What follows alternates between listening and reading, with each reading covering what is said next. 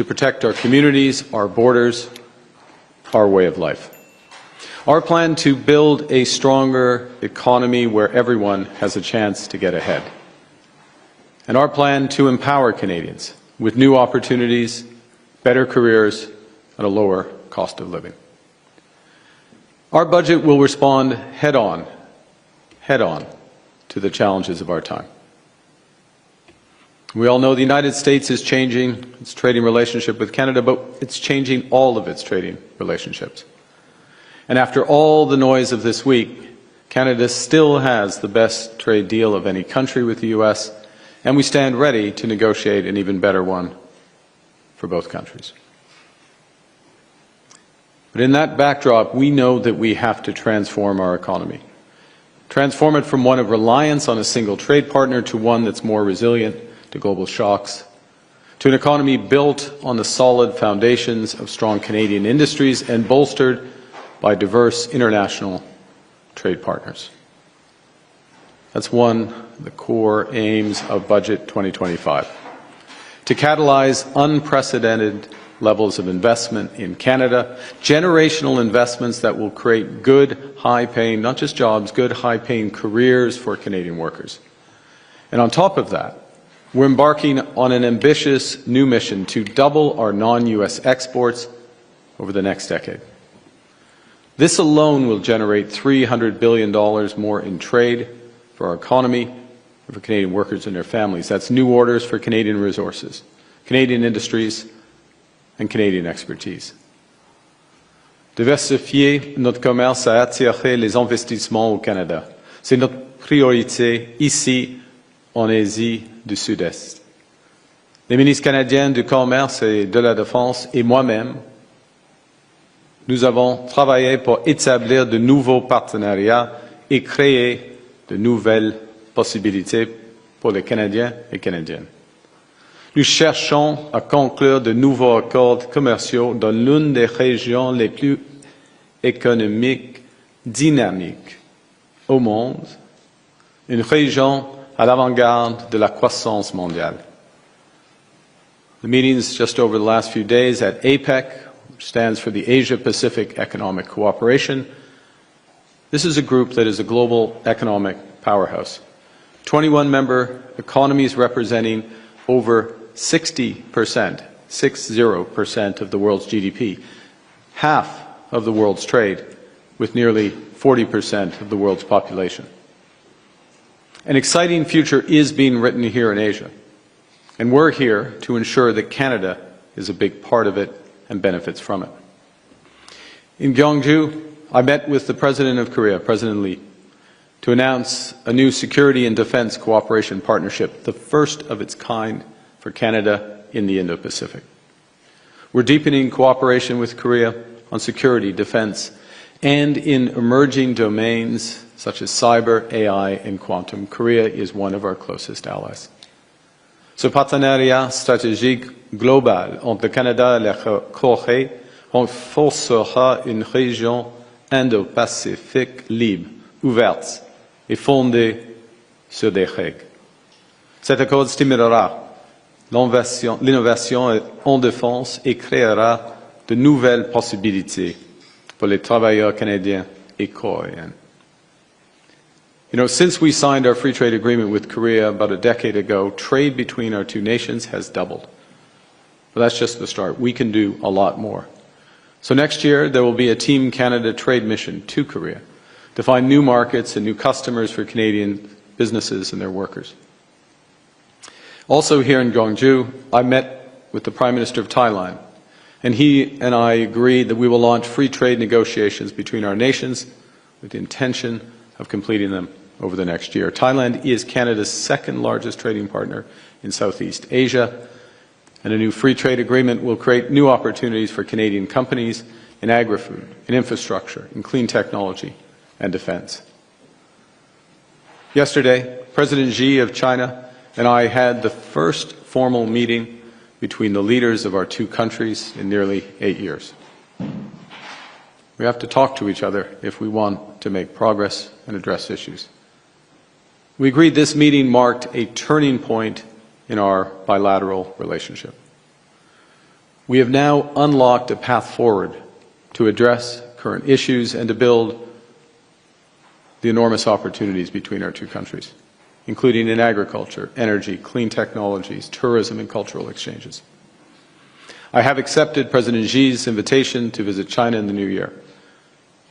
And the President and I directed our ministers and officials to work together to find solutions to current challenges and to identify areas for cooperation and growth in advance of that meeting. This morning, I met with the President of Chile, where we signed an updated Canada-Chile strategic partnership, deepening cooperation in critical minerals, clean energy, wildfire management, and digital technologies. Chile is the world's largest copper producer. It has the world's largest reserves of copper and lithium, and it wants to work with Canada's sophisticated mining and infrastructure investors to develop sustainably those resources and the supply chains. Le Canada et le Chili sont des partenaires dans le cadre d'un accord de libre-échange depuis 1997. Nous renforçons cette relation pour accroître le flux d'exportation canadienne et générer davantage d'affaires pour les entreprises canadiennes, en particulier dans les secteurs miniers et dans les produits pharmaceutiques et des machineries. This progress in the last few days builds on the momentum from earlier this week on the margins of the ASEAN summit, where I met with President Marcos of the Philippines, and he and I agreed to initiate negotiations on a new free trade agreement between our two nations, Canada and the Philippines, with a goal of concluding it by this time next year. In all of my meetings with the ASEAN leaders, I heard a consistent message. Canada wants to do more with Canada. And to that end, we agreed to accelerate the Canada-ASEAN free trade negotiations targeting completion by next year. And for reference, ASEAN is 20% of the global economy. That new free trade agreement, when it's completed, will create jobs for Canadian workers in sectors such as critical minerals, clean tech, agri-food, aerospace, and advanced manufacturing, while lowering prices for Canadian consumers in goods from electronics to clothing. This week, I also met with CEOs of multinational companies, investors, and heads of sovereign wealth funds from across Asia, with a mission to catalyze new investment into Canada. With the Minister of National Defence, I visited the Hanwha Ocean Shipyard, which is one of two finalists for the Canadian Patrol Submarine Project. This project will protect Canadians, will help protect our allies, and we will design it so it provides enormous ongoing investment and jobs in Canada. In Kuala Lumpur, we announced funding to expand the BlackBerry Cyber Security Center of Excellence into an international hub for cyber intelligence and security innovation. Witnessed Malaysia Airlines sign a deal with CAE to purchase Canadian-built flight simulator, and a testament to Canada's ever-growing footprint in the region. Our government is working hard, it's moving fast to expand Canada's reach globally. We've already signed new agreements with the UAE in artificial intelligence infrastructure, the European Union in defense and trade, Germany in critical minerals, Mexico in agri-food. Nous avons également conclu des négociations sur un code de libre-échange avec l'Équateur qui réduit ou élimine les droits de douane sur la majorité des exportations canadiennes. Last month in Ottawa, we concluded a historic free trade agreement with Indonesia. Now, as I said earlier, the mission of Budget 2025 is to catalyze unprecedented investment in Canada. So to support that, we're forging these new partnerships with APEC countries so Canadian workers and businesses can sell more of what we build and grow. And we are making it easier to build more, build big, and build fast in Canada. Canada is entering a new era. This is our moment to define our next century.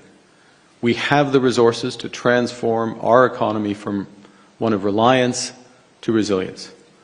We're an energy superpower with the third largest reserves of oil, and the fourth largest reserves of natural gas in the world. This past June, we shipped our first LNG export to Asia. By 2030, we will produce 50 million tons of LNG each year, all destined for Asian markets. By 2040, that number could double. We already have a domestic electricity grid that is 85% clean, which we can increase by another 50% through new generation, including large-scale hydro and nuclear, both utility-scale and commercial SMRs. La semaine dernière, nous avons annoncé un nouveau projet financement pour le projet nucléaire d'Arlington, en Ontario, qui fera du Canada le premier pays du G7 à disposer d'un petit réacteur modulaire opérationnel. This new reactor will help power clean manufacturing, AI infrastructure, and the electrification of our sustainable economy. You know, we're having all these conversations, making these agreements on critical minerals because we are among the top 5 producers of 10 critical minerals that are essential for the energy transition. So we're fast-tracking mines and producing to meet demand. Nous sommes la première destination mondiale pour les diplômes de maîtrise arbitrant la main-d'œuvre la plus qualifiée de la planète. Le Canada est un chef de file mondial dans le domaine de technologie propre, de l'intelligence artificielle, des sciences de la vie et de l'informatique quantique. In an uncertain world, to go back to where I started, in an uncertain world, a confident Canada is charting its own course, finding new partners, making major investments, seizing the future for Canadian workers and their families. Because we are Canada strong. And with that, I look forward to your questions. Thank you, Prime Minister. We'll now be getting some questions. We'll do one question and one follow-up. Une question suivie. First question. Hi, Prime Minister. Mackenzie Gray with Global News. Did you apologize to Donald Trump about Ontario's anti-tariff ad? I did. I did apologize to the President. The President was offended by the act, or by the ad, rather. And it's not something I would have done, which is to put in place that advertisement, and so I apologize to him. En français, oui, j'ai fait mes excuses pour l'avertissement de l'Ontario. J'ai fait mes excuses au président pour l'avertissement de l'Ontario parce que il a fait du mal de lui. Premier point. Deuxièmement, ce n'est pas mon choix. Et moi, je suis responsable pour les relations avec les États-Unis, avec le président des États-Unis. I'm the one, in English, I'm the one who is responsible in my role as Prime Minister for the relationship with the President of the United States, and the federal government is responsible for the foreign relationship with the U.S. government. So things happen, we take the good with the bad, and I apologize to him. That he viewed the ad with you in advance of it going to air. Since you're the person that's solely responsible for negotiations, did you inform Mr. Ford that this is something that you did not want to go forward with? Yes. And what came of that? Well, you saw what came of it.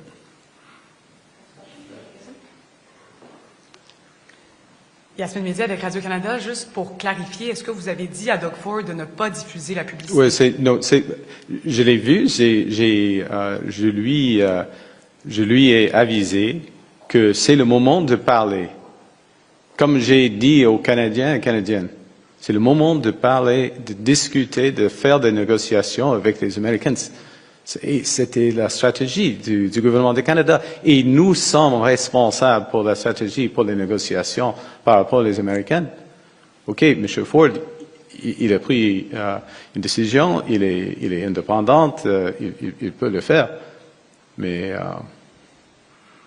c'est pas exactement utile. Là. Deuxième question. Oui. Alors. Oui. On va y arriver. Okay. Vous dites que c'est le temps de parler aux États-Unis. Donald Trump a dit clairement qu'il ne voulait pas vous parler. Quand est-ce que vous allez changer d'approche? Est-ce que c'est pas le moment de le faire? Comme je viens de dire, nous sommes prêts de résumer les négociations quand les Américains sont prêts. Mais s'il faut prendre des décisions après un certain temps, on va le faire. Next question. Après un certain temps. On attend, madame. Judy Train with CTV News. Prime Minister, if I could just ask for your clarification. You said that you told Doug Ford that he shouldn't air the ad. My question then, the fact that Premier Ford went ahead with the ad, the fact that the Premier of BC wants to put out an ad, the fact that the Premier of Manitoba, Wap Kinew, supports Doug Ford's ad, does this show that there is division within Team Canada, that the premiers don't trust you to negotiate? I think there is, well, the individuals can speak for themselves, and they're practiced in speaking to themselves, and they will speak for themselves. There are other premiers who have different view in terms of the utility of those ads, and you can speak to them. I'll repeat what the situation is with those who actually have been talking with the Americans and have been negotiating with the Americans. That we start from this position, which it does bear remembering, that we are in a position where 85% of our trade is tariff-free. We, like every other country in the world, okay? Every other country in the world has issues if they produce any of the following: steel, aluminum, automobiles, pharmaceuticals, forest products, with 232, so-called 232 tariffs in the United States. And so that's what we're having discussions with, or that's what we were having discussions with with the Americans. That's where we're negotiating. We were making progress. Those talks are suspended. That's the situation at present. And it has a couple of implications. One of the core implications is it absolutely validates the strategy we have had from day one, which is to focus on the things we can control. Yes, negotiate with the United States. Of course, that's important.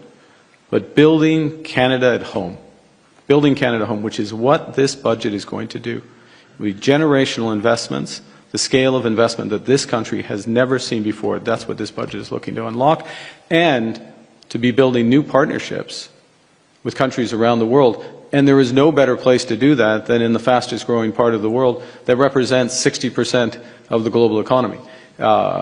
We can adjust for the American component of that, but there's everyone else. So if I take it down to a little more than 40% of the global economy, ex the United States. And those are the discussions we're having.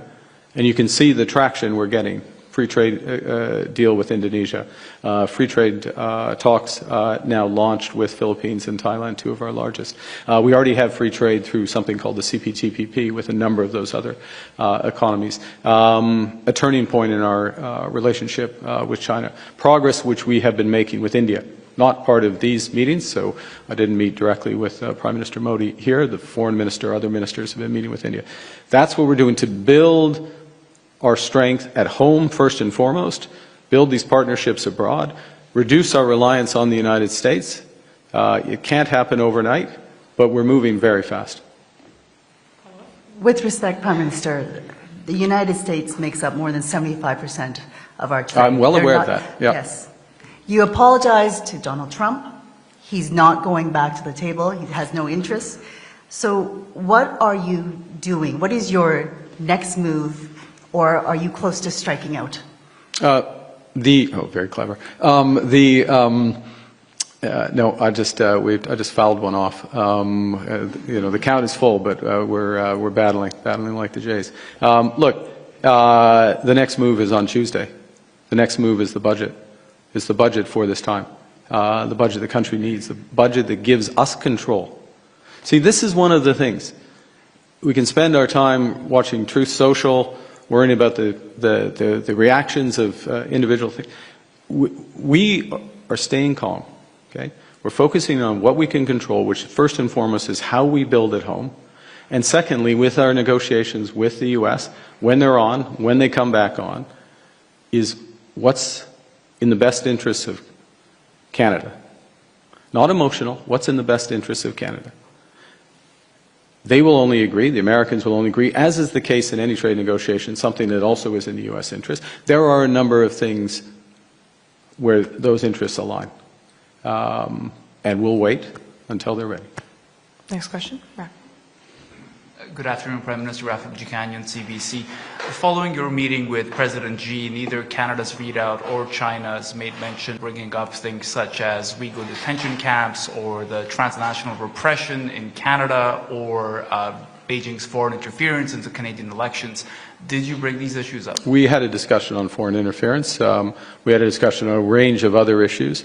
Recognizing that setting it back on track, particularly on the economic side, was an important part of the discussion.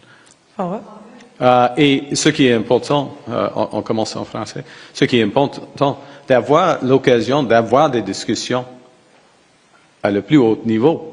Il n'y a pas de discussion, on peut parler de tous les sujets que vous l'avez mentionnés, mais seulement avec les Canadiens, pas avec les Chinois. Il faut avoir un rapport, une ligne directe avec le président et le premier ministre de la Chine. Et maintenant, c'est établi pour la première fois dans presque 8 ans. Alors, ça c'est la première chose. Deuxièmement, en ce qui concerne les discussions, oui, nous avons eu une discussion sur l'entente étrangère, mais la plupart des discussions sont sur des enjeux économiques. Mais en même temps, c'est une discussion d'établir les principes. Ce sera, I will translate in a second. Ce sera le principe d'être pragmatique, ouverte, franche pour nous deux dans la discussion. Pas de surprise, en effet. And I think if I can finish to loop back. So the other element of the discussion, which is something you do in a relationship as opposed to a transaction, not suggesting your question was transactional in any respect, but I'd like to distinguish how some other discussions go, is to be clear about the expectations, that we will be pragmatic, that we will be open and frank with each other on issues, and there are issues of challenge, and that and where we can find common ground, we'll find common ground, and where we have differences, and there are big differences in our societies and in our governments, we'll respect those. Okay? So how did he react when you mentioned foreign interference into Canadian Look, we elections? had, we had a discussion that was, our overall discussion was constructive, and it was number one, constructive. Number two, marked a turning point in the relationship. I don't think they recognize the level of concerns we have about these issues, but we manage these issues in Canada. We have a structure to manage them. And look, I'm going to repeat what I said because it's very important. It doesn't do any good to talk to ourselves about these issues alone. It's important that we are engaged with the world's largest country by population, second largest economy by value, and increasingly influential. Determinant, not just influential, determinant of the global system. So we need to be back in there, and now we are back in having those discussions. Next question. And I guess the last one, I'm sorry, I'm going to drone on for 1 sec. And the point of having the relationship is, if you have a relationship, you see people multiple times. It's not a one and done, and that's where we are. Thank you. Next question. Hi, Prime Minister. Sarah Ritchie with the Canadian Press.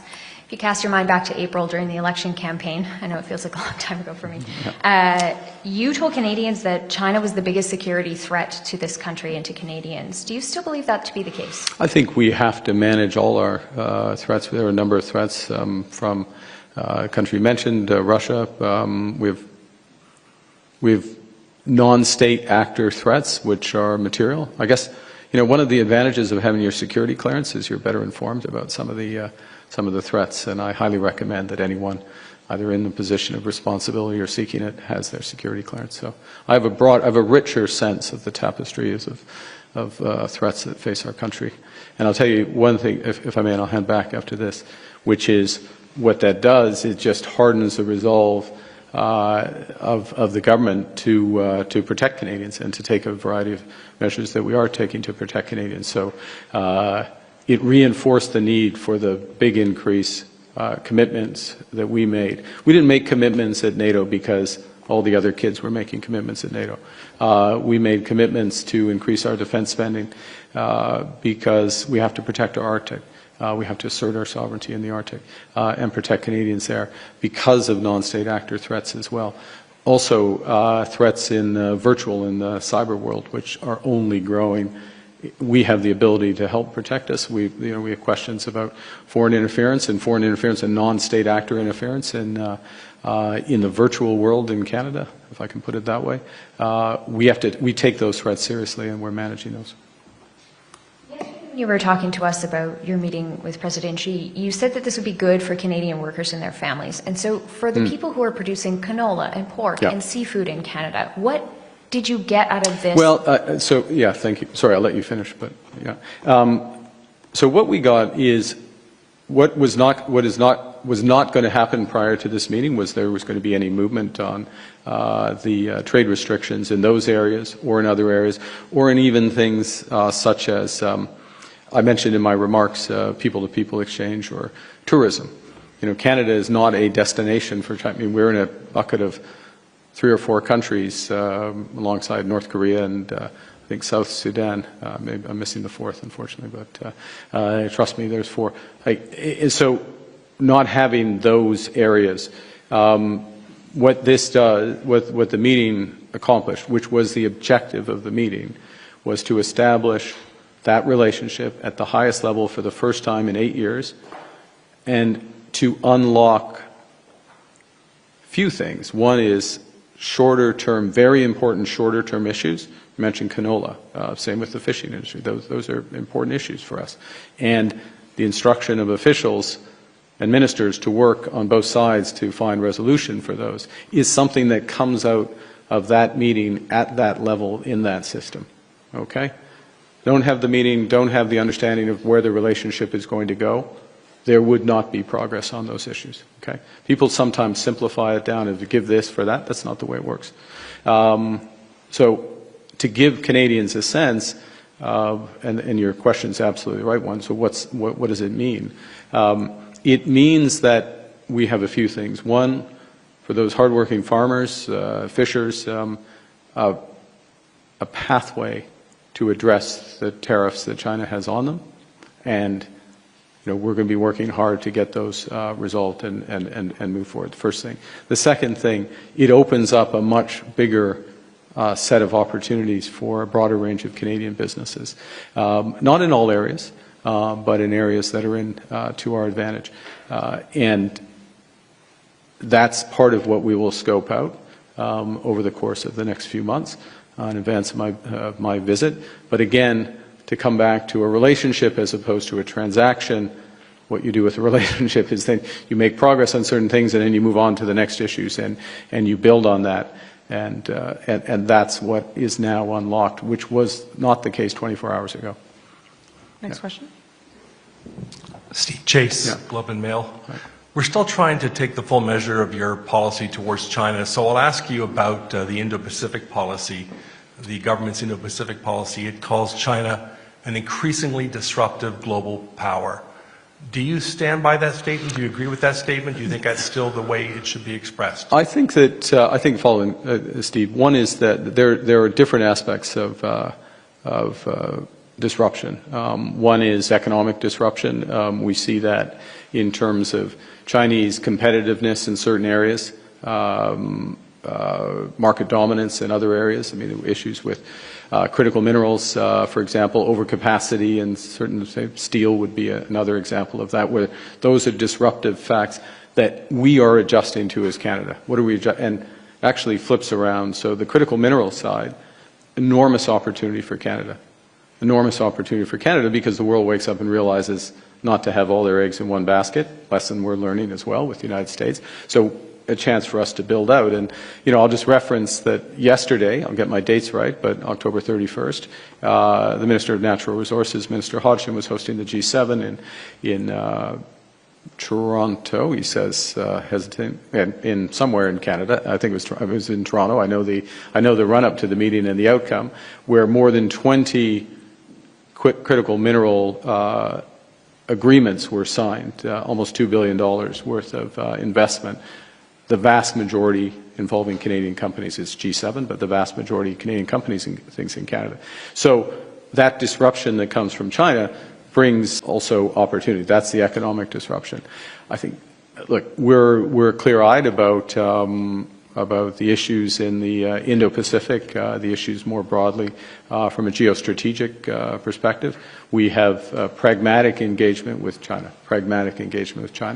There are areas where we will engage and cooperate, and there's others where, again, in a relationship, we can establish an ability to make our views known directly to them.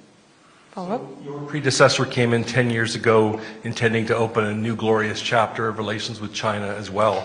In fact, he wanted to sign a free trade deal. But one of the things that happened, it wasn't just the imprisonment of the Michaels, it was investment restrictions, it was restrictions on collaboration. They blocked the flagship Huawei from Canadian wireless. They fenced off significant portions of the Canadian industry. They restricted funding for any collaboration with Chinese state and military institutions. Were any of those things wrong? And are you going to revisit the restrictions on Chinese investment in Canada? Look, first thing, what's done is done. I mean, the past is the past, and the question is where you look moving forward. Part of the approach, certainly that I will take, and I think the expectation from President Xi, Premier Li, from the Chinese side, is to be clear what are the areas where we can cooperate, and what are the areas where we wouldn't. What are the sensitive areas in terms of inbound investment from China, or from their perspective, Canadian investment or activity in China. And there is a very large area. I don't think they're particularly. I didn't ask them the question yesterday. It wasn't to get down to this level of detail, but Lululemon or Canada Goose into China, I think that's okay. Certain elements of cyber cooperation and others in China or in Canada, that's a different issue. So it's being clear on where they are. I'm not going to spell them all out right now. It's part of the engagement. Next question. Okay. Prime Minister Brian Platt with Bloomberg. Last year, your predecessor put tariffs on, pretty steep tariffs on 3 Chinese products, essentially, steel, aluminum, electric vehicles. The readout after your meeting yesterday said you discussed solutions to some of these irritants. It did not say steel and aluminum. It did say electric vehicles. So should we take that to mean steel and aluminum are off the table here, but Canada's tariffs on EVs, that is something you're willing to look at and revisit? The way I would frame it, and it's early days, so I don't want to get too far ahead. There are questions about where our cooperation is in energy, and I'm going to use energy in the broadest sense, and I'll be a little more specific now. But it's part of the way to have the relationship is where are we going in energy? PetroChina, Chinese oil company, is one of the purchasers of LNG from what's called LNG 1, the first of those I referenced in my remarks. I think they're 15%. There's a variety. The Korean gas company, Petronas in Malaysia, also purchases. There's a range. Shell would be another. So there's a relationship there in LNG. There's a relationship for some of our oil exports. Actually, I may have got that wrong. It may be on the TMX. Sorry, I apologize. I'll come back and give you the. You can go on Bloomberg and you can figure it out. That's one aspect of energy cooperation. Another aspect of energy cooperation is what potential role will Canadian uranium exports play, big nuclear, and the Canadian nuclear sector and the Chinese nuclear sector, given the scale of their build-out and given our expertise, including in SMRs. On the other side, from a Canadian perspective, we are building out. We have one of the big advantages we have in Canada is this: we basically have a clean grid, or almost a clean grid, and the question is, how do we then take that to the next level for electrification of our economy? For if we're going to have more EVs, we need more clean electricity, or it doesn't really make sense to do that. For clean manufacturing, for AI data centers, and all those other aspects, we have big hydro. for example, Churchill Falls.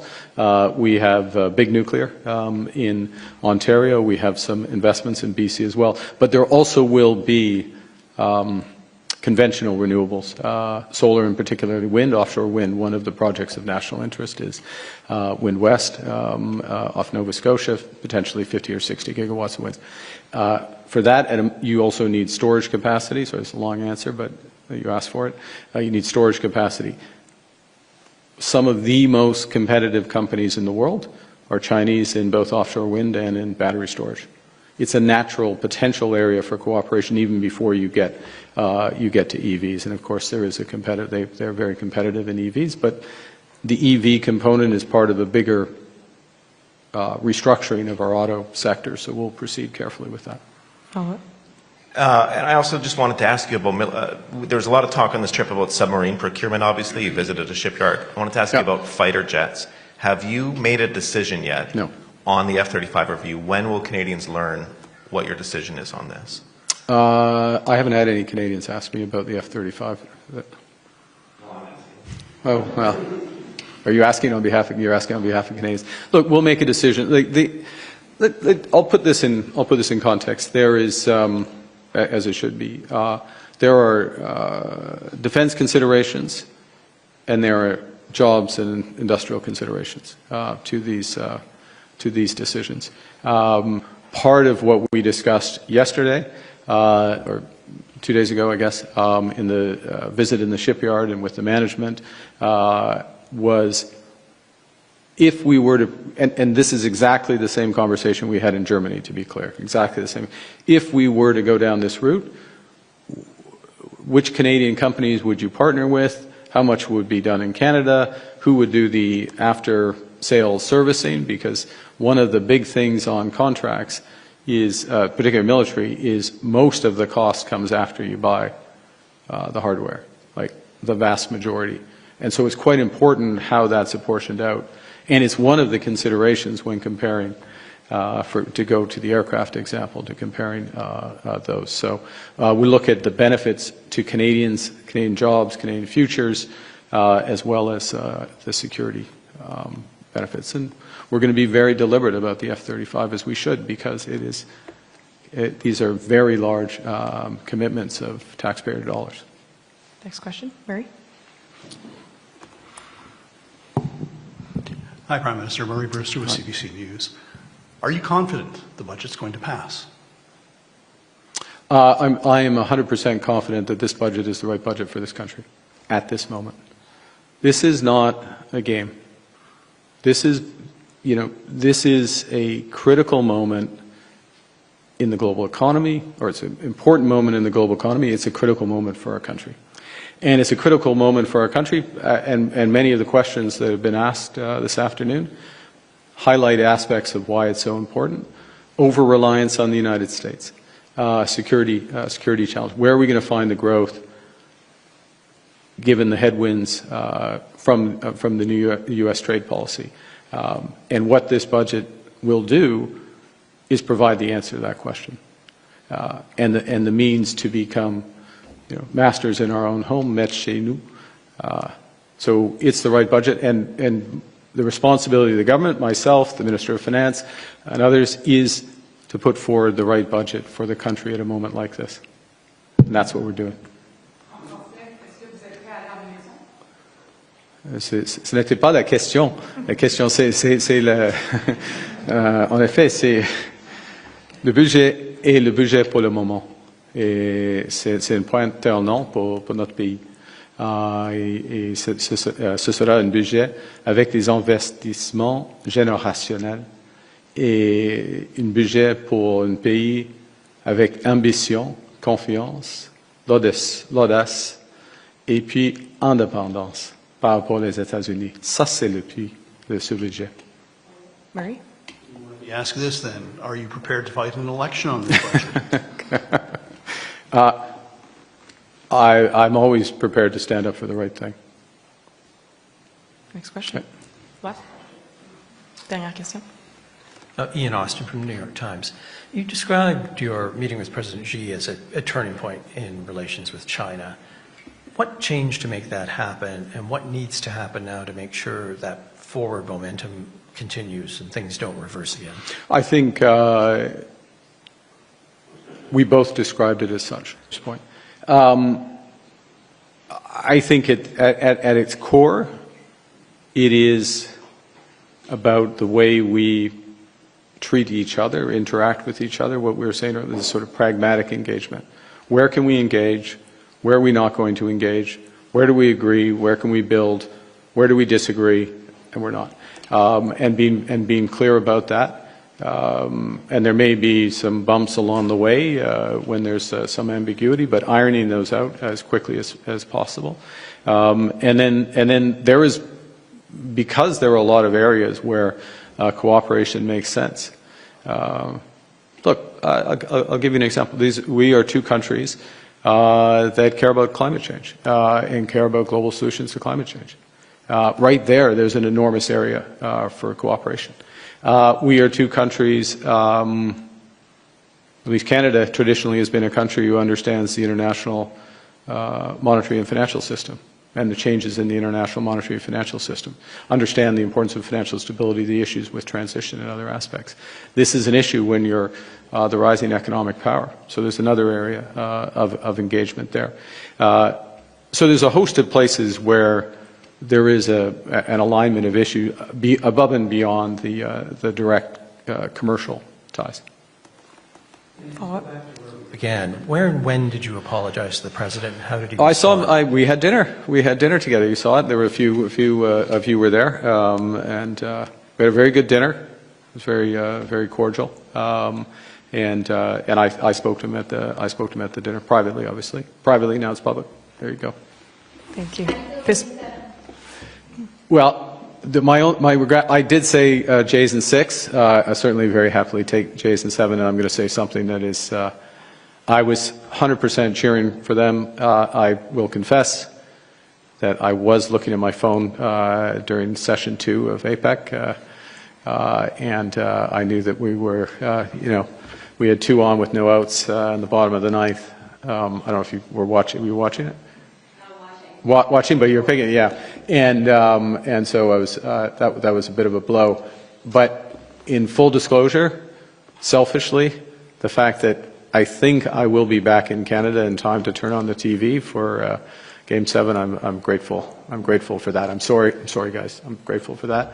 And I feel very good. I feel very good about it. And I'll say one thing, which is something, since we're in the mode of conveying private conversation, since this is what I said, I can say it. What I said, one of the things I said to John Schneider, the manager, when I had the chance to go to the media day before the series started, is kind of the lesson of the way that the Jays play for the country, right? They take risk. You take risk, it doesn't always work out. Sometimes, you put someone on the mound or you put you pinch hit or pinch run for somebody, it doesn't work out, but they take risk. They're aggressive. And they're a team. I mean, they're clearly a team. And that's why, so you don't need all the payroll. You don't need to be the big American team to win the World Series. So I feel very good because if you're a risk taker, you play as a team. That gets you the World Series, and our Canada is taking risks, and we are a team. We are Canada strong. There you go. You asked for that last bit. Thank you very much. Prime Minister, this was an entire press conference. Est-ce qu'il y a une conférence de presse?